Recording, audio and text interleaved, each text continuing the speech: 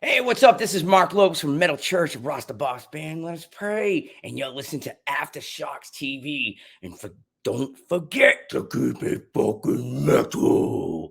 Yeah.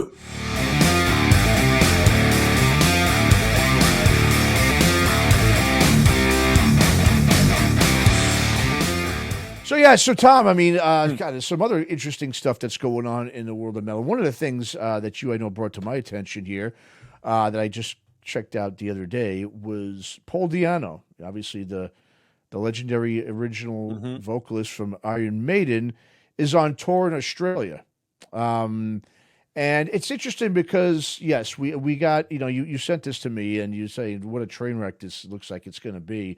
One of the journalists there in Australia basically said people were walking out that he's just an angry, cranky old guy sitting in his wheelchair doing his singing the classic Maiden songs from the albums that he was on. Some are saying, wow, it's a great time, this is amazing. So you had these contrasting things. Now when I looked at it, and I'm going to go ahead and try to bring something. I'm going to bring it up for the audience here to check out so they can look at the visual of it.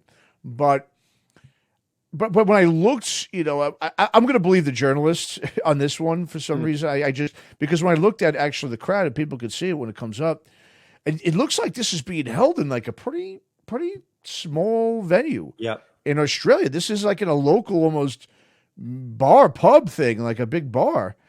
And there he's sitting there, he's in his wheelchair, he's got obviously all the health issues he's been having for so long. It's just, I was just watching this thinking to myself, okay, would I've gone to see this? Now, if it was played at that small a venue, absolutely I would have went to see this. I mean, that's pretty cool seeing a guy like Paul DiAnno in a small venue. I wouldn't have gone to a bigger venue. I just don't think he really has, I don't want to say earned that, but I wouldn't pay that kind of money to see him in that venue.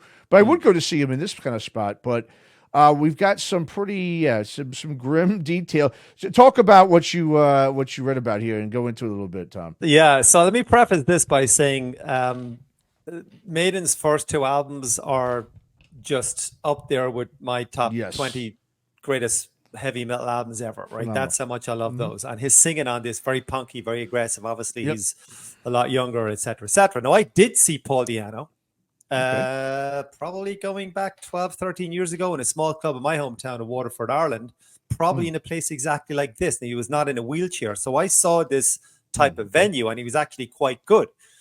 Now, let's fast forward to this clip or this story. Maybe it's about a week old or whatever it was. And I saw the quote on, I'm going to read it. And it says, it was the world's slowest heavy metal car crash. This is what was stated in, I think it was Blabbermouth, right? And I looked at the clip and I said, okay, well, let me be the judge of that. And it is freaking horrendous. First of all, he's in a wheelchair. He has health issues. He can control some of that, some he cannot, whatever. I think he had back issues too. But he's, way overweight, which doesn't help, obviously, his health and his singing. He's sitting there, so he can't put much passion into it. How could you stand in a small club? I'm guessing there's 50 people there. I don't know. How are you even going to see him if he's, obviously level with you and actually not even level lower than you because he's in a wheelchair. And I saw a clip of him playing Prowler. He's out of tune. He's not singing properly. He can't get into it because he can't move. And he's stationary in a wheelchair singing those classic metal hits. If there's ever an argument for somebody to stop, that clip is actually, someone should play that back to him and go, Paul, just you need to stop. Just stop. It's just bad. It is bad. I mean, and like I said, I'm not surprised. I mean, seeing this, I mean, obviously, like you said, he's had health issues now for years. Yeah, numerous. Yeah. I mean, like you said, a lot of them were self-inflicted and some aren't. But I would have to expect this, and I'm sure I would think most of the audience, if not all of them, are hopefully not disappointed that they should expect this too if they know anything about what he's been going through over the years. Yeah, this is it always begs the question, Tom. When, like we've talked about it, when do you stop? Say up? I mean, when is enough enough? Right. To say, like we said, I think this is one of those sort of, because it's at a smaller venue, a small spot. People don't give a shit. It's like, wow, like the one guy was saying, I can't believe, a small little venue here in Perth, that Paul DiAnno, the singer of all those early classic, Maiden records, is playing in my little hometown bar here. Now that's cool, right? If there was a bar right down the street from me over here, like I said, if Paul DiAnno was playing, I'd go. Regardless, if I knew he sounded like shit, I'd go. I would, because it's different. Like, as long as I'm not paying $50 to do it, I wouldn't do that. Sure. But if I had to pay $20 to go, I would do it. Absolutely. And I think, and in a way, I think that's, if you're going to do it, if you know that you don't have the chops anymore to do it, but people, of course, want you to still come out and sing, and they want to hear you do it, even if it sounds like shit. I think this is the way to do it, though. You're at least doing it at these small little bars. You're not selling a big, you're not putting on a big sales, pitch. Nope. To make it look like you've still got your chops and you're going to go out there and belt these old Iron Maiden songs to the best that anyone can do it. I mean, like you said, he's sitting, and the thing is, when you notice when he's in a wheelchair, when he's singing, he's got to lean backwards, so he's That's right, like to get his scream out or whatever. Yeah, right. it looks so. It's obviously just for nostalgic, fun reasons and to meet the guy. But here's my thing: is when I'm reading the review from that journalist about how he's just so angry and cranky and he's complaining and just yelling at these people, in the crowd, and complaining about his drummer he's yelling at, and he's talking about the lighting's bad and his mic doesn't sound too high. Or, I mean, dude, just go in there and collect your money. People are there just to see you on stage, just to see you visually. I don't think they give a crap what you sound like. They know you're not going to sound great. Yep. Have a good time doing it then, and appreciate that you've got those people that are willing to spend their money to hear you sound like shit. I mean, that's just my take on it. I don't think it's okay to do it, but go there and just make it a fan-friendly thing and be happy about it, and that people are willing to literally shell even $1 of their money to see you sound like shit. That's my take on it, though. Yeah, I think there's nothing really else to add to that. Yeah. The clip is the clip. Make your own minds up. But a couple of other quick just stories. Obviously, Kerry King. He's getting some traction on getting some love on the metal websites. I think his first gig has already been announced for 24. For shows announced, and he's making some waves. And he mentioned the producer. I think he mentioned before that Paul Bostoff is going to be in the band, but I haven't heard anything in a while about that, so I don't know if that's even happening. And he said that he wrote Slayer's last album pretty much from start to finish, so he kind of alluded, well, it's going to sound like that, which I'm good with because I'm a Slayer fan and I do like the last album. It doesn't get that much love. I personally like it, but if Kerry King comes to my town and he's playing a club, I'm there all day. Yeah, I mean, of course it's going to sound like Slayer, right? I mean, he's always said too that, there's that quote he always talked about. Lars told him years ago when Metallica changed their sound that you don't want to get stuck in that one corner, and he was like, "Hey, I like my corner. I'm cool over here." And so he's, I don't see him changing up anything. No. It's going to sound like Slayer. I think we know that. Bostoff's going to be there, of course, with the rhythm, with the drums, and it doesn't really matter who he gets on bass. It's just going to probably follow the guitar anyway. So the key is who's going to sing. That's I think the big question is who's the vocalist, and I'm sure. And what I would do too in his situations is, I would get a younger, hungry vocalist to come in and sing. Now, who's not going to want to play with Kerry King? If you're a young extreme metal vocalist. But it's interesting because I'm really interested to hear his guitar without Tom Araya's voice on it. It's going to be interesting to see. But you see, that's it. Like. But we're intrigued by it already. You know what I mean? That's and I think the PR and the publicity, it's coming out very methodically. And hey, I've got my producer picked out. The first show's announced. It's going to sound like the last album, and that's all. That's pretty much all he said. So he's dropping it in there very methodically and very carefully. So I'm looking forward to it. Just one other thing too, Matt. I don't think it's on the list I sent. That Paul Stanley, good old Paul, came out and said that about the avatars, and he said that the fans got the wrong impression, right? Oh, whatever, man. Yeah. So here's how I look at that, right? He basically said, well, it's not quite ready yet, and we're just giving you a little teaser. And I think they announced a tour for like 2027 or something ridiculous like that. So the millions and millions and millions of people around the world are all wrong. We all got the wrong impression at the same time, Paul. So sorry about that. Yeah, exactly. Yeah. You fucked up. The PR fucked up. You got it wrong. But he actually said the fans got the wrong impression. I know he did. It's narcissism 101 right there, man. Yeah. Listen, I went off on Kiss a few weeks ago, and I say that as a Kiss fan. I got a lot of kind of not blowback, but a lot of, oh, Tom, you're really on fire that night. But that proves exactly what I was talking about. How much of a douchebag this guy is, that he blamed millions of people with no responsibility for what he said and the band said. So, it is what it is. Whatever. I got nothing else to say on that. A couple of quick things from me, Matt, too. New Judas Priest track dropped today. So they released 3 songs. That's 3 songs with the new Priest album are out now. That's coming out in March, I think. New Saxon album dropped today. Our first album in 2 years. They seem to release an album. They're very prolific. And the new Rods album, which we had obviously an interview with Carl Kennedy already in the bag, that dropped today. So today's been a pretty good day, Matt, if I say so myself. I think it has been. And that Saxon record is outstanding, by the way. I mean, I was listening to Big it last Saxon night. fan. Yep. And I, and someone I saw had said, and I kind of agree with them. I think this Saxon, their later stuff, I almost like just probably better than early stuff. It's fantastic. Great, the later stuff, His voice is as good as it was 25 years ago. And I saw Saxon live many times. They're unbelievable. Great musicians, great production. Obviously, Brian Tatler from Diamond Head is now playing. That's right. Paul Quinn decided to say he's finished touring and then went on a tour. I saw that. And then Biff kind of went, really? It's like, what a dick move. I'm sorry, Paul, but come on, seriously. Yeah, I mean, whatever's going on in that camp, but I agree. It is funny that he did go on a tour after saying he's done a tour.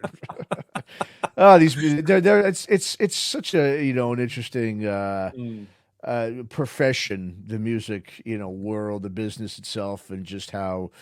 I mean, because there's just so much that goes into it, in terms of not just playing and prepping. It's just more of the I guess the communication or lack of.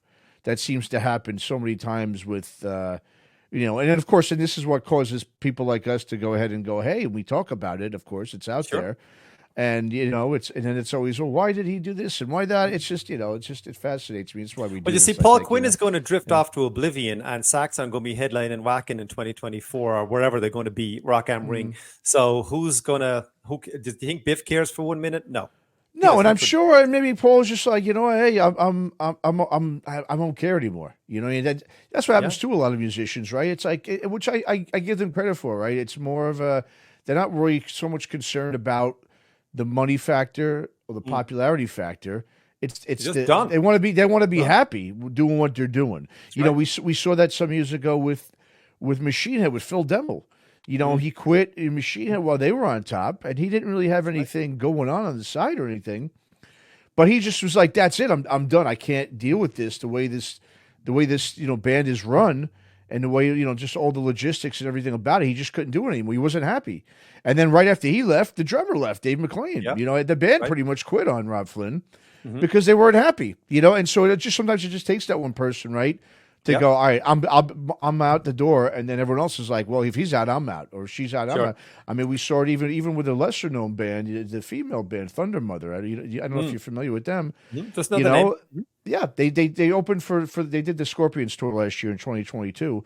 They toured the globe with them. Good band, good just rock band, traditional sort of heavy rock AC/DC type of band from Sweden, all female band.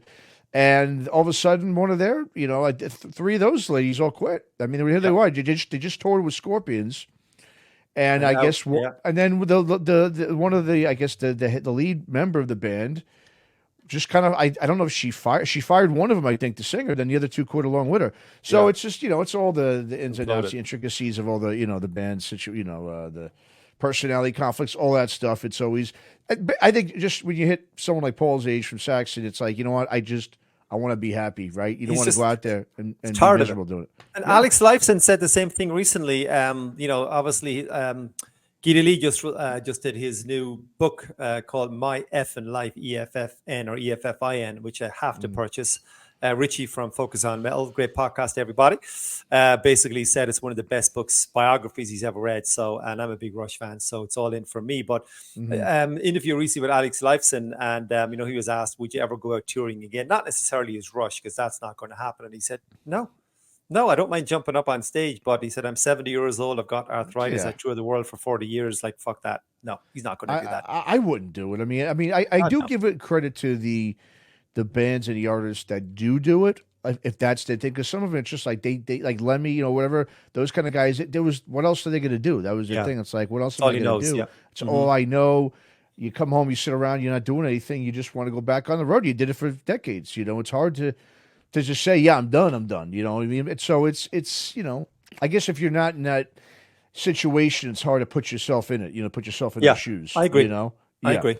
Yeah. So great. All right. Well, let's go ahead. Let's get into our tracks of the week.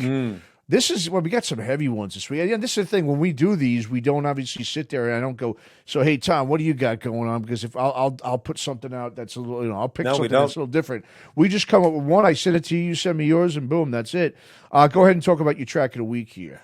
Yeah, so my track of the week is the new Aborted song. So new track, which is like Dying Fetus on steroids, but it's a tremendous song. Let's kind of look at this two different ways. Is that last week, I think, there you go.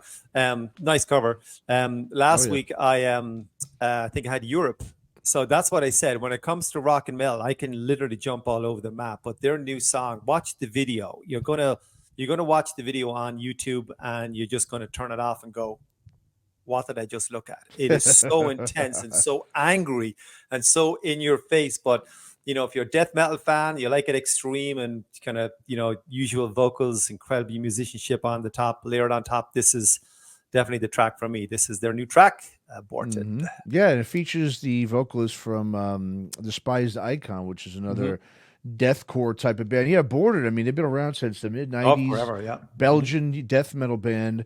Yeah, I mean, this is, yes. What's interesting, too, is just, with these older death metal bands, the Dying Fetuses and so forth, even the ones from the early 90s, the really original death metal bands, it's interesting how, just listening to them now, 20, 30 years plus years later, it's like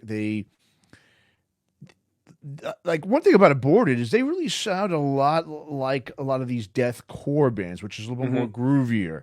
Right? It doesn't have just that straight up, just guttural, just boom. This definitely has more of a groove. They have, of course, their parts, but it just doesn't, end. Like I'm listening to this song, I'm like, God, it's just vocally between the vocalists here, going back with the Despised Icon vocalist, it's just this nonstop back and forth where you're just like losing your head, like trying to keep up, man. It's if you like intense death metal.